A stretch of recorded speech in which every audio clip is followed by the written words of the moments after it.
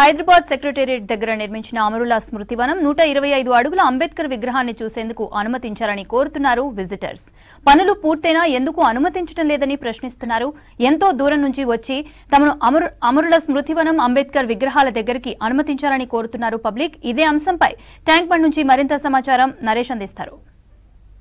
హైదరాబాద్ నడిబొడ్డున సెక్రటరేట్ కు ఆపోజిట్ లో ఉన్నటువంటి అమరవీరుల స్తూపము నిర్మించారు. దాని పక్కనే ఇంకోటి అంబేద్కర్ కు సంబంధించినటువంటి భారీ విగ్రహాన్ని అయితే గతంలో ఉన్నటువంటి సర్కార్ చేసింది. అయితే అత్యంత ప్రామాణికంగా జనాలకు ఉపయోగపడాలి, అంబేద్కర్ కు సంబంధించినటువంటి చరిత్ర కానివ్వండి, లేదంటే అమరవీరులకు సంబంధించినటువంటి తెలంగాణ కోసం పోరాటం చేసినటువంటి వాళ్ళందరికీ సంబంధించినటువంటి వాళ్ళ యొక్క గుర్తింపు కోసం ఇక్కడ అమరుల స్తూపం అనేటటువంటిది సెక్రటరేట్కి ఎదురుగా అయితే నిర్మించడం జరిగింది. దాదాపు అది 3 ఫ్లోర్లలో దాదాపు 179 కోట్లు ఖర్చు పెట్టి ఈ యొక్క స్తూపాన్ని అయితే నిర్మించడం జరిగింది. దాదాపు ఇందులో 3 ఫ్లోర్లలో దీని నిర్మాణం కొనసాగించారు. అయితే ఈ నిర్మాణం పూర్తయినప్పటికీ కూడా ఎవరిని అలో చేయకపోవడంతో ఎవరైతే పర్యాటకులు ఇక్కడికి వచ్చే వాళ్ళు ఉంటారో వాళ్ళందరూ కూడా అసంతృప్తి వ్యక్తం చేస్తున్నటువంటి సిచ్యువేషన్ ఉంది.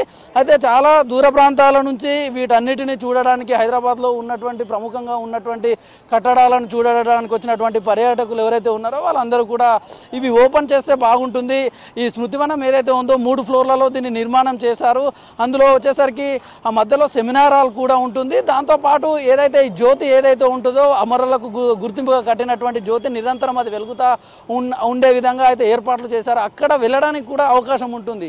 అయితే పర్యాటకులను ఎవరిని అనుమతించకపోవడంతో వాళ్ళందరూ కూడా ఇది ఓపెన్ చేస్తే బాగుంటుంది, ఇది అత్యంత మన తెలంగాణకు సంబంధించినటువంటి అమరులకు ఒక గుర్తింపుగా కట్టారు. దాంతోపాటు అదేవిధంగా అంబేద్కర్ స్టాచ్యూకు సంబంధించి కూడా చూసుకుంటే 125 అడుగులతోటి దాదాపు 147 కోట్ల వ్యాయంతో అయితే అది నిర్మించడం జరిగింది. నిర్మాణాలు పూర్తయిపోయి ఈ శాఖల మధ్య కోఆర్డినేషన్ లేకపోవడంతో ఇదంతా కూడా ఈ లోపలికి అనుమతించకపోవడంతో అక్కడ కొన్ని ప్రాంతాల్లో ఈ అంబేద్కర్ స్టాచ్యూకు సంబంధించింది ఏదైతే ఉందో దాదాపు కింద 50 ఫీట్లలో నిర్మించిన పీఠం ఏదైతే ఉందో అంబేద్కర్ చరిత్రకు సంబంధించినటువంటి లైబ్రరీ అనేటటువంటిది నిర్మించారు. అయితే వచ్చే పర్యాటకులందరూ కూడా అంబేద్కర్కు సంబంధించినటువంటి చరిత్ర కానీ అతడు చేసినటువంటి భారత రాజ్యాంగం రచన విషయంలో ఆయన చేసినటువంటి కృషికి సంబంధించినటువంటి అంశాలన్నింటినీ కూడా అందులో పొందుపరచడం జరిగింది. అయితే ఆ నిర్వహణ అనేటటువంటిది సరిగ్గా లేకపోవడంతో ఆ పీఠానికి సంబంధించి ఈ పీఠం దగ్గర నిర్మించింది ఏదైతే ఉందో అదంతా సరిగా ఉండట్లేదు, చెత్తా చెదారంతో నిండిపోయినాయి అనేటటువంటి ఆరోపణలు కూడా వస్తూ ఉన్నాయి. అయితే దీనికి సంబంధించి ఈ చాలా మంది పర్యాటకులు వస్తున్నారు. ఒకసారి వాళ్ళతో మాట్లాడించే ప్రయత్నం చేద్దాం. మీరు ఎక్కడి నుంచి వచ్చారు? సూర్యాపేట జిల్లా నుంచి వచ్చినాం అండి. ఇక్కడ చూడటానికి వచ్చినాం. సచివాలయం అంత బాగుంది. కొద్దిగా లోనికి పోనిస్తే మంచిగా చూస్తే తూపం దగ్గర పోయి చూస్తే చాలా మంచిగా అనిపిస్తుందేమో అని మేము కోరుకుంటున్నాం. చెప్పండి అన్న, ఇది వాస్తవానికి చాలా రోజుల నుంచి కూడా ఇది లోపలికి వెళ్ళడానికి అనుమతి లేదు. మీరు ఎక్కడి నుంచి వచ్చారు చూడడానికి? ఇది మేము భద్రాద్రి కొత్తగూడెం గుండాల చెమలగూడెం గ్రామం మాది. ఇప్పుడు గవర్నమెంట్ ఎంతో ఖర్చు పెట్టి దీన్ని కట్టించింది. ఇప్పుడు అంబేద్కర్ చరిత్ర ఉంది కదా, లోనకి అనుమతిస్తే వాళ్ళ చరిత్ర కూడా తెలుసుకోవడానికి ఉంటుంది, ఇక్కడ వచ్చిన చూసేటోళ్ళకి కూడా ఉపయోగపడుతుంది అనే ఉద్దేశంతో వస్తే ఇక్కడికి వస్తే మొత్తం గేట్లు వేసి ఉన్నాయి. ఇది గవర్నమెంట్ చొరవ తీసుకొని దాన్ని ఓపెన్ చేసి వచ్చేటోళ్ళకి అట్లా అనుమతి కల్పిస్తే బాగుంటుంది అనేది ఆలోచన. మీరు ఎట్లా సందర్శనకు వచ్చారు కదా? మేము హైదరాబాద్లోనే ఉంటాము చాలా రోజుల నుంచి. ఇది కట్టినప్పటి నుంచి చూస్తున్నాం కానీ దాన్ని కట్టడం చూపించారు బయట నుంచే తప్ప లోపల నుంచి మాత్రం చూపించింది ఏం లేదు.